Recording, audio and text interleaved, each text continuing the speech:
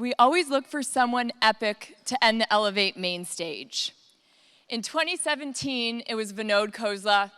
Last year, it was Eric Schmidt and Al Gore. Yesterday, Martha Stewart. So I'm so excited to welcome our next guest, Guy Kawasaki. Thank you, right? So a little bit about Guy, because he's a pretty impressive individual. And in taking a look and reading through his bio, I found some fun facts that I wanted to pull out. He's worked for Steve Jobs, not once, but twice. And he actually turned down a third time. He's known for coining the term evangelist. And he's been an advisor and an evangelist to hundreds of startups and Fortune 500 companies. This next one might be my favorite. Sir Richard Branson shined his shoes and actually took off his own jacket and used it as a shine cloth when he was trying to get Guy to fly Virgin Atlantic. I thought that one was pretty good.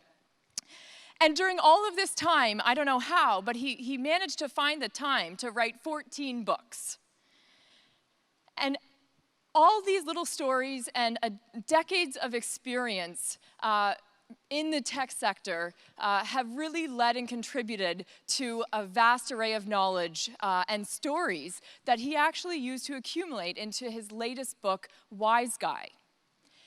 And coincidentally, Wise Guy is how I met Guy Kawasaki. The programming team sometimes has to get a little crafty to bring these incredible speakers and high-profile talent to the festival. And so when we were at South by Southwest and I walked by a book signing and I saw it was featuring Guy Kawasaki, I knew that was my shot.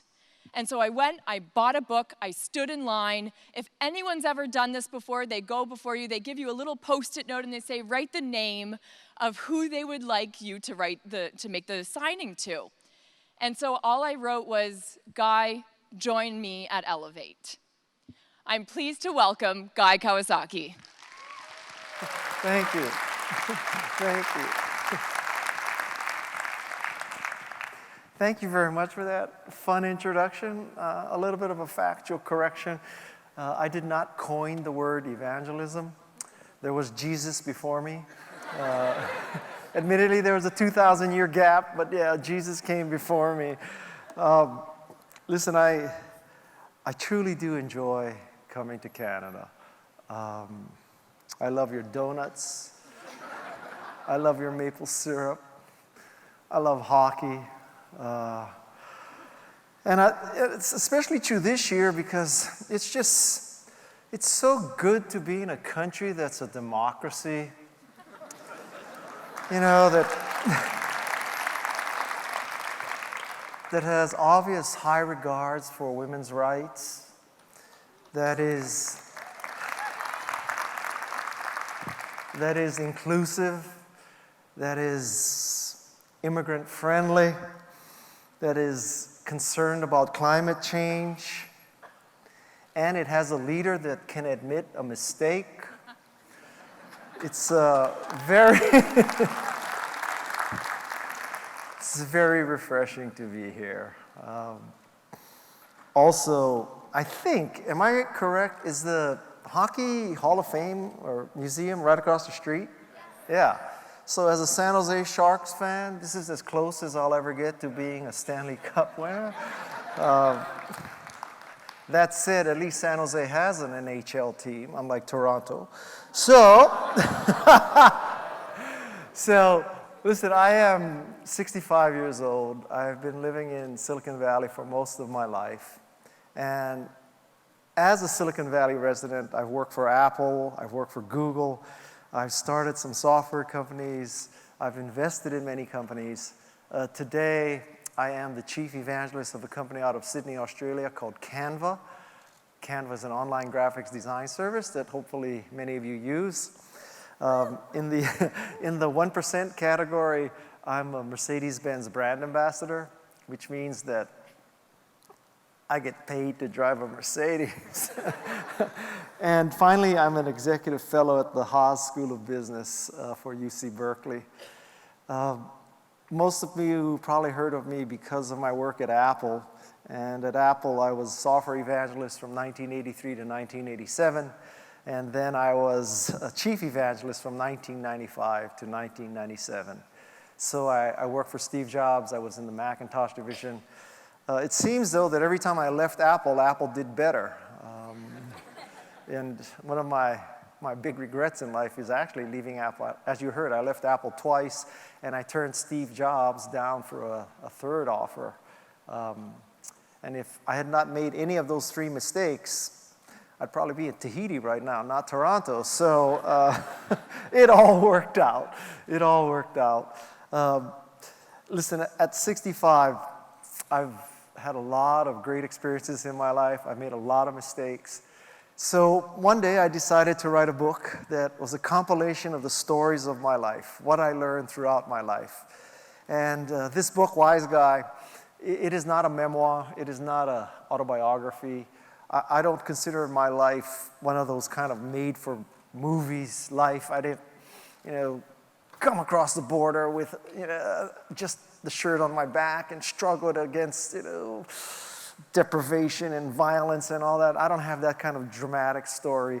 I come from a lower middle class family in Honolulu, Hawaii. I didn't know I was poor. I had a wonderful life, but I did learn a lot. And so if you're familiar with the book Chicken Soup for the Soul, this is kind of my version of Chicken Soup for the Soul, all my stories. At one time, I tried to convince my publisher to call this book Miso Soup for the Soul, but that didn't work out. So we called it Wise Guy, and I'm going to give you sort of my top 10 tips of wisdom that I hope you can take and understand, use it in your lives. In the words of Steve Jobs, may it help you dent the universe. One of the uses that I found that's most common for my book, believe it or not, is that parents have written to me and said, I have to share this story with my kids because I've been telling my kids the same thing and they just don't believe me. But if they read your book, I think they'll believe me. I should have given a copy to Michelle Obama, but that's a different discussion. So this is the lessons of my life, the lessons in tech, lessons in Silicon Valley, okay? So, first of all, for those of you who have seen many tech speakers, none of them here, of course, there are two salient points about tech speakers. First, almost all tech speakers suck, except at the ones that Elevate. The second thing is almost all tech speakers go long, and that is a deadly combination. If you suck and your speech is short, it's okay. And if you're great and your speech goes long, also okay. But if you suck and go long, that's just a deadly combination, okay? So what I do is I use the top 10 format so that in case you think I suck, you can kind of gauge about how much longer I'll suck because I have 10 key points, okay? So the first story and the first hindsight I want to talk about is that, when things are not working out, when the system is against you, when the opportunity is not there, change a losing game. Make a change. Make a decision. So this is a picture of my ancestors. The person in the top row, second from the left, is my father. My aunts and grandparents are there in the front row. Basically, I'm third generation Japanese American. My family moved from Japan to Hawaii to pick sugarcane. They did it because there was just a lack of vertical space to move in Japan. They had very little economic opportunity, so they basically ripped up their entire life and moved to Hawaii. And obviously, my life would be very different if they hadn't done that. Maybe I wouldn't exist because my family was from Hiroshima and they could have died in the atomic bomb. So I might not even exist.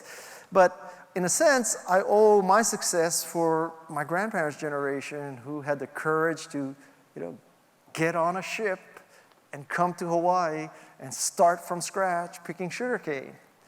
Which I must admit, when I hear about some of my country's immigration policies and they're saying, yeah, we just want the best and brightest and richest, if they use that standard today, I would still be in Hiroshima or dead. Maybe I'd be working in Starbucks Hiroshima, but I would not be where I am today. So I think, one of the key lessons I learned is you have to change a losing game. The second thing that changed the arc of my life is my parents had an obsession with education. Now, contrary to Asian American stereotypes, I don't want you to think that my parents had me enrolled in violin at the age of 2, studying calculus at the age of 3, starting a foundation at the age of 5, but they definitely thought that education was the key. My father and mother never went to college. My father and mother both graduated from high school, but really went no further. So I show you this. This is a picture of my elementary school in Honolulu, Hawaii. It's Kalihi Elementary. For those of you who are familiar with Hawaii, Kalihi is a little bit past the airport on the way to Waikiki. It is hardly what you would call an upper class area. There's a lot of diversity here: Hawaiians, Filipinos, Samoans, Japanese, some white people called haoles, a few of those, but mostly it was lower middle income. And at this school, there was a 6th grade teacher named Trudy Akau. And Trudy Akau took my parents aside one day and said, you know what? Guy is too intelligent, he has too much potential, you need to get him out of the public school system and get him into a more challenging private school system. Because in Hawaii, the private schools are much better than the public schools. So my parents, and believe me, they didn't have the money to do this really, they took me out of this school and they put me into a school called Iolani. For those of you familiar with Hawaii, you know that there are 2 kind of prep academic schools in Hawaii, Iolani and Punahou. Punahou is the school that Barack Obama went to. Iolani is the school that Guy Kawasaki went to. So, tell you a funny story. So last night, I was in the cherished 100 people who got to take a picture with Michelle Obama. And so when I went up to her, I said, Michelle, imagine what Barack could have achieved if he had gone to Iolani instead of Punahou. So I tell you, if Trudy Akau had not made my parents put me into this very challenging private school, I would also not be here today. And the lesson there is that education counts. And I think the lesson there is that, if you're a teacher, if you're a mentor, if you're an advisor, you read about people like Steve Jobs who dent the universe and change the world, and Elon Musk electrifies cars, and all these kind of major billionaire kind of things. But you know what? One teacher, one coach, one mentor, one advisor can change the world for one student. And that, to me, is as good as anything Steve Jobs has ever done. Get an education. This is a man named Harold Keebles. Harold Keebles was my English teacher in my senior year of high school. And Harold Keebles was the toughest teacher that I ever had in my life. Steve Jobs was the toughest boss, Harold Keebles, toughest teacher. And so when we were in English composition, the way he would work is you wrote reports, you wrote stories. He looked at your composition, he marked the errors that you made, you got back your composition, you had to write the sentence incorrectly, as you did. You had to write the rule that you broke. Lack of serial comma, split infinitive, passive voice. And then you had to write the sentence correctly again. And this is before word processing, cutting and pasting, all this. This is, writing it out, longhand. And so that's a real pain in the ass. And that's how I learned to write, because of Harold Keebles. As you heard, I have now 15 books. And I assure you that Harold Keebles is in heaven cracking up because I don't think he would have said, yeah, Guy is the student of mine that's going to write 15 books. There is no freaking way that he would have predicted that. And as further evidence to that rare moment of humility, so when I was writing the book, I had to look for old pictures to put into the book. This picture's in the book. And in going through all this stuff that my parents had saved, I found an English report card.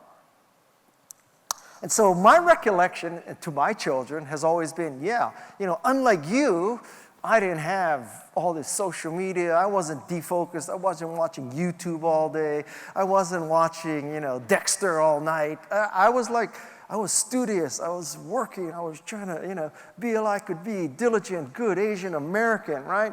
And so I was like, I don't know if I was straight A's, but I was up there.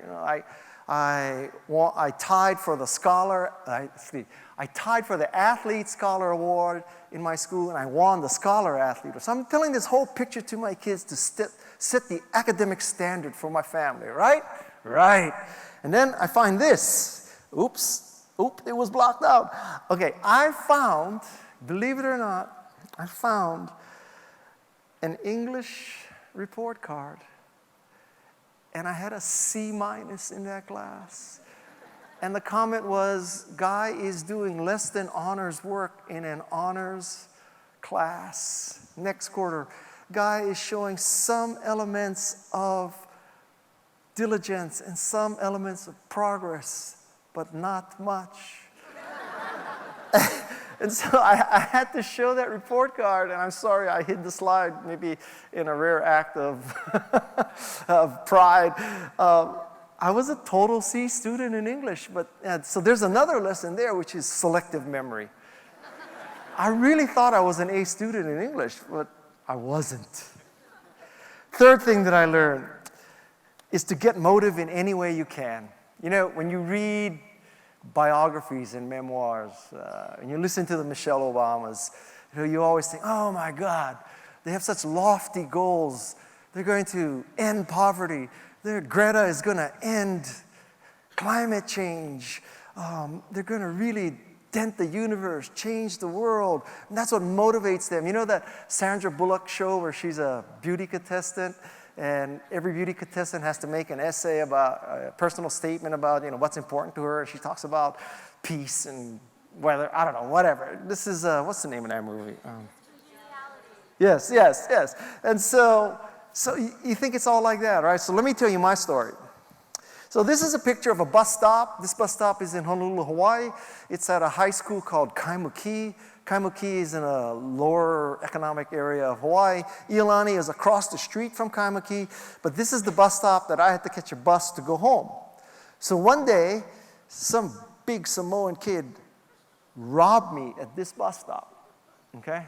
And it was a very traumatic, he didn't stick a gun at me or knife me or anything, but his mere physical presence threatened me, and I had to give him all the money I had. And that so traumatized me. But in a sense, it motivated me because that day I said, Guy, you are going to study hard. You're going to work hard. You are never going to live in a place where you're going to get hijacked again. Nothing about ending poverty, climate change, raising the level of literacy. I just didn't want to live where I would get hijacked. Fast forward a few years, I'm at Stanford.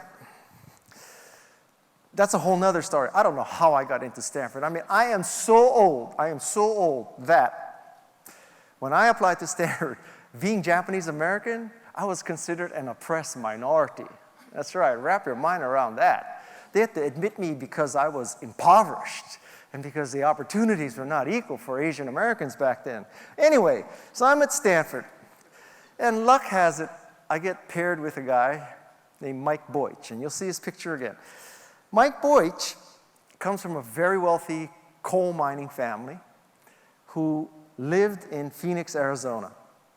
So you know how in college, Thanksgiving or some holiday, you go home with your roommate, because Hawaii was too far. So I go to home with him to Phoenix. And we go to his house, and his house backyard is the golf course of the Arizona Biltmore Hotel. And like my head is exploding. This guy lives on a country club. And then his father drives a Rolls Royce. That night, we go to dinner at the Arizona Biltmore, and his mom says, I'm tired, Guy, will you drive me home in my Ferrari? My head is further exploding. I mean, this is like Miami Vice. I'm going to drive a Ferrari? So I drove this Ferrari for 1 block home. And I'll tell you something, that changed my life. Because I said, someday I am going to buy a Porsche or a Ferrari or a Mercedes-Benz. So I'm telling you all these stories, not just to, be transparent about what a simplistic, shallow person I am. But I'm telling you, you know what? It didn't matter that I didn't want to get hijacked and I wanted to buy a Ferrari, and that's what motivated me. It's not what motivates you, it's what you do with that motivation. Next thing is a great story about motivation, which is one day I'm in Menlo Park, and at this point it was about 20 years ago. I had a 911 Porsche, okay? So I'm in my Porsche, and if you're driving a Porsche, you're a smug son of a bitch, right? I mean, I'm in this Porsche, and I'm at this stoplight, and I look over to my left, and there's a car with 4 teenage girls, and they're giggling, and they're smiling, and they're making eye contact with me, and I think, God, you have truly arrived, Maybe not Justin Bieber level, but even teenage girls know who you are. It's because of your writing, your speaking, work at Apple, startup maven, all this kind of stuff, right? .com guy. So the girl in the front seat goes like this. Roll down your window. Clearly not a Porsche owner. You don't roll down a Porsche window. You push a button. But anyway, so I push my button. The window goes down. She sticks out her head and she says, "Are you Jackie Chan?" So now that's a good story. That's a story about humility. But I'll tell you something. Since that day, again, motivation, insipid, shallow, but powerful nonetheless. Since that day, one of my goals in life is that someday in Hong Kong, when they're not rioting, Jackie Chan is in his Bentley or hopefully a Mercedes S-Class, and he's at a parking, he's stopped at a light, looks over, 4 teenage girls making eye contact, smiling, all that, and Jackie Chan says, of course, he recognized me, I'm Jackie Chan. Girl in the front seat, roll down your Bentley window, puts down his window, sticks out her head and says, "Are you Guy Kawasaki?" That's my goal in life. Now, I give you this picture just so you can see the similarity, or lack of. Now, you might think, oh yeah, Guy, you hang out with Michelle Obama, you hang out with Jackie Chan, you hang out with, Elon Musk, Steve Jobs, all that. Well, let me tell you something, I've never met Jackie Chan. So I was in the, Beijing Wax Museum. And this is as close as I've gotten to Jackie Chan. The next thing, talking about motivation, going on is, I learned a very valuable lesson, which is, lots of people have this sense of pride that, I have to get in on my merit. I have to get in by earning it. I can't get in because your father, your mother, connections, luck, whatever. I have to get in and earn it. My observation is you just get in any way you can. It doesn't matter how you get in. What matters is what you do once you get in.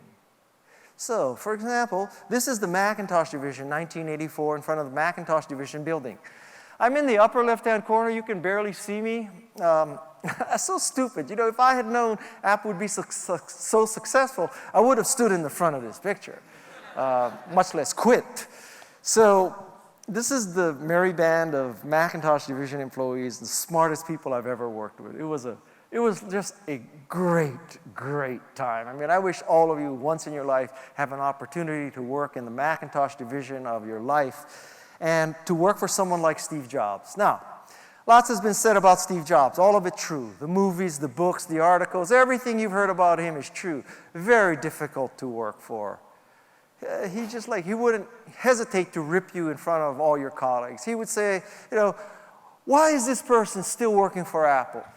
Who hired him? Why is he still working at Apple? And this is in front of all your peers. And I saw him do that a couple times. It scared the shit out of me. And I said, you know what? That is never going to happen to me. I am not going to be the guy that Steve Jobs says, why is Guy working at this company? And so, you know, you have all these HR theories about meeting with your employees, developing mutually acceptable goals, focusing on the positive, you know, all that kind of stuff. Steve Jobs did none of that. Steve Jobs ruled by fear. And I'll tell you something, contrary to every theory of motivation you have ever heard, including at this conference, fear works. It drove me to do some of the best work of my life. Now, everybody wants a Steve Jobs story, so I'll give you my Steve Jobs story. One day, I'm in my cubicle working, and here comes Steve Jobs. He comes with somebody I've never met. He says, Guy, what do you think of this company called Eduware? Excuse me, not Eduware, Nowhere. And I said, well, you know, first of all, Nowhere was an educational software company. Nowhere was truncation of knowledge software. So I said, well, Steve, you know, it's kind of a mediocre company. Its product is mediocre. Drill and practice arithmetic, 2 + 2 = 4. Doesn't really take advantage of our graphics, sound, anything like that. Mediocre product, mediocre company, not strategic for us, Steve. And you know what Steve did next? He said, I want you to meet the CEO. Yeah, welcome to my life. That's what it was like working for Steve. This next picture shows the guy on the left is Mike Boich. Mike Boich was the first software evangelist. So there was Jesus, Mike Boich, Guy. That was the order, okay? So Mike Boich was my classmate at Stanford. His mother is the one with the Ferrari Daytona. So the way I got my job at Apple, God's honest truth, I was Mike Boich's roommate in college. I had a psych major from Stanford because that was the easiest major at Stanford at the time. I went to law school for 2 weeks after Stanford, and I quit law school because I couldn't handle it. They were just trying to tell me that I was crap, and we're going to remake your mind, and my fragile ego at the time could not stand that, so I wimped out and quit. Although the way I look at it now with hindsight is, you know, many people practice law for 20 years and figure out they're miserable. I figured that out in 2 weeks, okay? So I'm telling you that the only reason why I got into Apple was not my educational background, not my work experience. It was nepotism. Nepotism is a good thing. It didn't matter that I got in because I was Mike Boich's roommate. What mattered was what I did once I got in.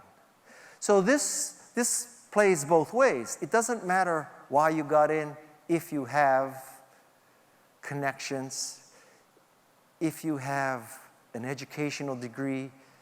And it can work in the sense that, yes, you know, he got in because he's Boich's friend, but he's doing well. But it can also work the other way in the sense that, my God, he has a PhD from MIT. He worked for Hewlett-Packard or National Semiconductor or Intel. He's got the perfect background, education, and work experience, but he's incompetent. So just because you have a perfect background and you get in and you're incompetent, you're going to fail. You may have an imperfect background, and all you got in was because of nepotism, and if you work hard and succeed, it also doesn't matter why you got in. Don't worry about why you got in. Number 5. Number 5 is my thought that as you get older in life, you finally figured out, don't look for problems where they don't exist. Plenty of problems are going to hit you in the face. They're going to be inevitable. But don't go looking for more because you're going to get enough coming right at you. So, this is, by the way, this light is blinking. I guess I'm over time already, but A, what are they going to do? Like, you know, seriously, right? Are they not going to invite me back next year? Yeah. So this is me standing in front of a house that we owned in San Francisco. It's on Union Street. If you're familiar with San Francisco, it's 1 block from the Presidio. So let's just say it's a nice part of San Francisco. So one day, I was at this bougainvillea bush, pruning it, okay? And this old white woman comes out to me and says, "Do you do lawns?" And I said to her, "So I'm Japanese, so you think I'm the yard man, right?" She goes, No, you're just doing such a great job cutting the bougainvillea. I want to know if you do lawns. So right there's a lesson. Racial profiling, don't make any assumptions, right? But wait, it gets better. 2 weeks later, my father comes and visits me. I'm Sansei, he's Nisei, second generation, third generation.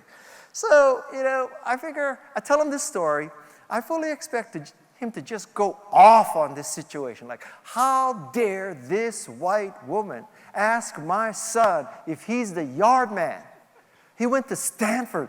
He has an MBA from UCLA. He worked for Steve Jobs. He's written 5 books. She thinks you're the yard man. That's what I thought he would say. That's not what he said. He said, "Son, on Union Street, near the Presidio, a Japanese man cutting the hedge, most likely you were the yard man. So get over it." Holy cow. He's telling me, don't look for problems where they don't exist. Don't be a victim. Take the high road. Give people the benefit of the doubt. Use humor, not anger. It's a huge lesson in my life. Number 6. Number 6 is, if there's anything that I would attribute for my success, it's not that I'm smart or visionary or anything like that.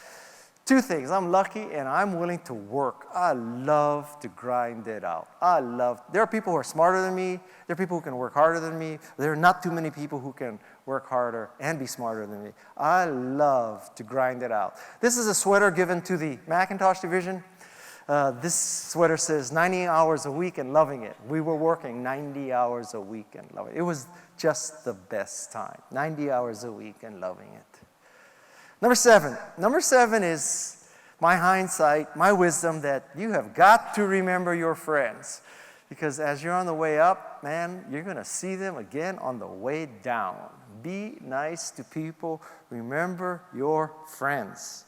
And here's the story. So, this is a picture of Marc Benioff. He's the mogul of Salesforce, right?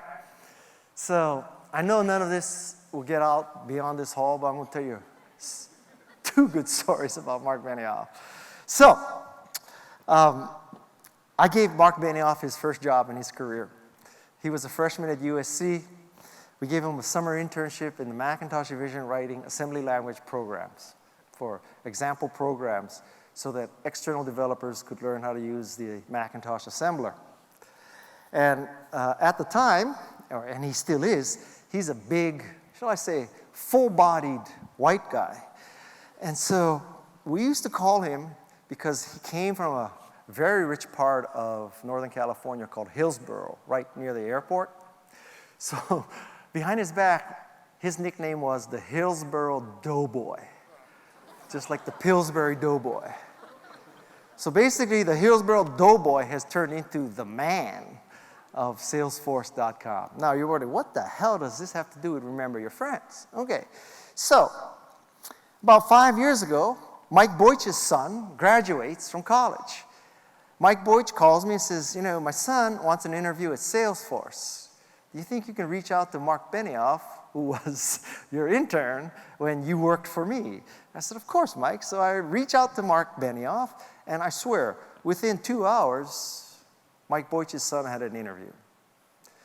Fast forward another 2 years, my older son graduates. He too wants to work for Salesforce. I send an email to Marc Benioff. This time in 1 hour, the VP of HR was in on the whole deal, interviewing, getting this all set up for my son.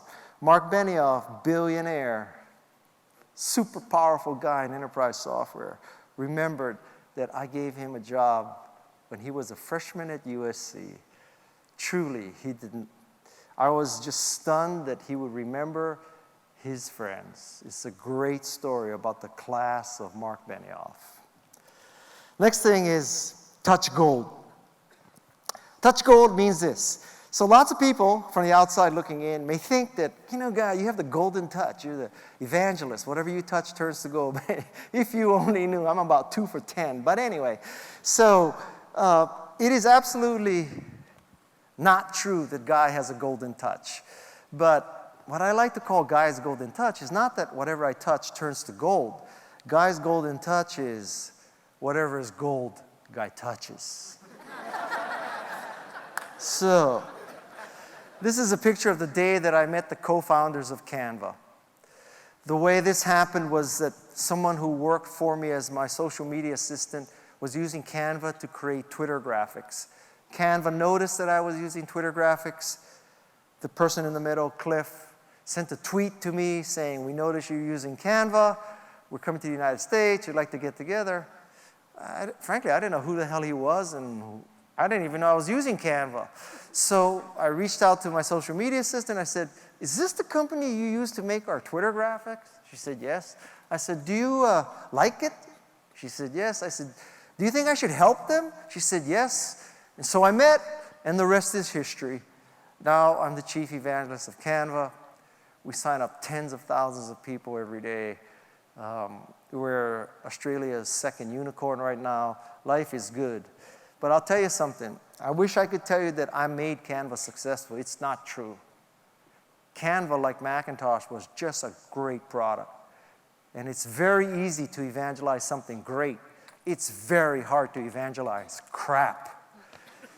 So, duhism that this is, if you want to be successful in life, find or create something great, because trying to be great with crap is too hard. Touch gold. Number 9. Number 9 is my recommendation that you continue to learn. I think many people think that learning ends when you graduate. You get out of the University of Toronto, you get out of the University of Calgary, you get out of, whatever, and then boom, that's it. You learned everything you need to know. Bada bing, bada bang, off you go. Not true. What I've learned is that truly learning may start after you get out of formal education, but certainly it does not end when you get out of formal education. And the example that I like to use is the opposite of education. It's sports. So this is a picture of me. At 48, I decided to take up ice hockey, which is 44 years too late. And I just fell in love with ice hockey. From the moment I first stepped on the ice, I loved ice hockey. So about 15 years, I loved ice hockey. I played 3 or 4 times. Sometimes I came to Toronto and people found out that I love hockey, so they set up a pickup game at Ryerson. And, there was this guy named Eric Lindros or something like that. And he was on the same line with me, and for 1 hour he fed me passes and I could not score. But anyway, so then what happened was my sons took up hockey, and my wife told me, I don't want you to be like a typical Silicon Valley guy. I don't want you to be on the sideline with your BlackBerry every once in a while looking up at the game, but fundamentally you're on your BlackBerry. I want you involved with our children's lives. So I want you to take up hockey too. Well, I always listen to my wife, so I took up hockey too, and I loved it. Okay, so fast forward. Now, it's 5 years ago, and my daughter takes up surfing. I said, well, I don't want to traumatize her, so I don't want her to think, oh, so Dad, you took up hockey for your sons, you took up nothing for me, I'm taking up surfing. So I took up surfing, and I just love surfing. I gave up hockey for surfing. So this is a picture showing that, when you start surfing at 61, it's a little too late. This is the outcome of learning. This is not what it should look like, okay? And so the lesson here is, there's 2 lessons. One is, not that many people would take up hockey at 48 or learn to surf at 61. I'm telling you, it can be done. It is about learning, continuing to learn. Second lesson is that I think many people think that, in your life, what happens is, if you're a hockey player, you get your kids to play hockey. If you're a surfer, you get your kids to surf. If you are an engineer, you make your kids into nerds. If you're a photographer, you get your kids to take up photography. If you're an opera singer, you make them sing. I didn't do that. What I did is, whatever my kids liked, I took up. This is a lot easier because if I had forced them to take up something I liked, it would constantly be leaning on them to like it and to do it. But I took up what they liked, and it's much, much easier. That said, I did draw the line with one son because one son took up wingsuiting. And that is something I was not willing to do because I want to look good at my funeral. So 2 lessons from continuing to learn. This is one of the pictures that warms my heart the most. This is my daughter and myself surfing in Hawaii. And I could tell you, probably not a lot of you surf in Toronto, but it is a beautiful, beautiful sport. It is the most absorbing, physically and mentally sport. Second is hockey. But surfing, I think, is harder than hockey. So I encourage you to start surfing before you're 61. The 10th thing is that in life, I figured out that you just have to do what it takes. You have to do what it takes. It's not going to be easy. It's not going to be pleasant. You just have to gut it out. And this is a picture that was alluded to earlier. So the scenario here is that I'm in Moscow. I'm speaking at the same conference as Richard Branson. I'm sitting in the speaker ready room. Richard Branson comes up to me and he says, "Guy, do you fly on Virgin?" I said, "Well, Richard, I'm United Airlines Global Service. And I don't even know how I got to be Global Service. So I don't want to jeopardize Global Service. I take every flight I can on United." And when I said that, he got down on his knees and he started polishing my shoes. This is the moment I started flying Virgin. So Richard Branson, billionaire, knight, got down on his knees. I never saw Steve Jobs get down on his knees except for that first picture you saw. That's the only known instance of Steve Jobs ever getting on his knees. Richard Branson. By the way, I did not fly United here. I flew Air Canada, and my God, Air Canada 787 Dreamliner, that is a nice plane, man. That is like the Emirates of North America. That is a really nice plane. So if Air Canada, if you're out there, congratulations. That is a great airplane.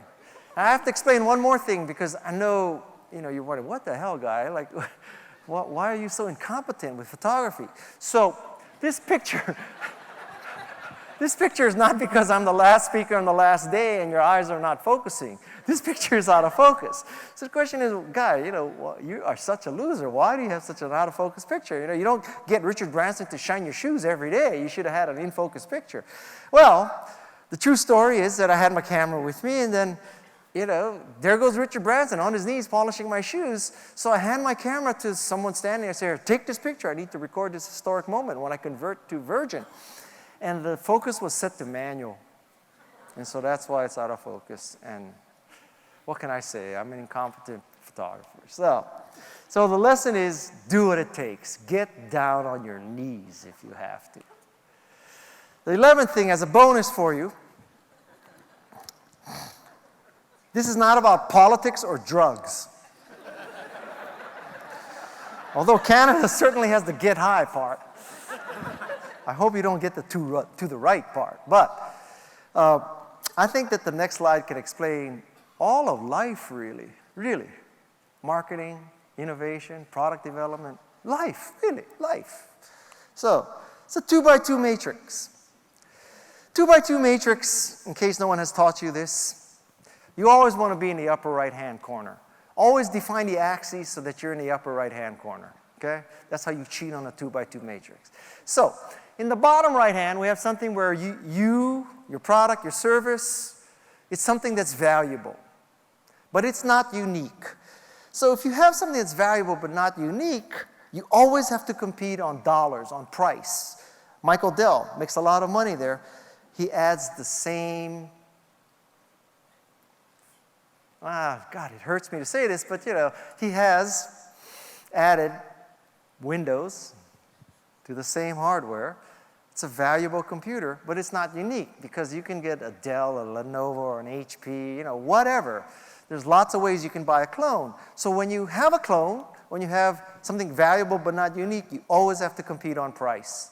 In the upper left-hand corner, that's where you have something truly unique, but it is not valuable, right?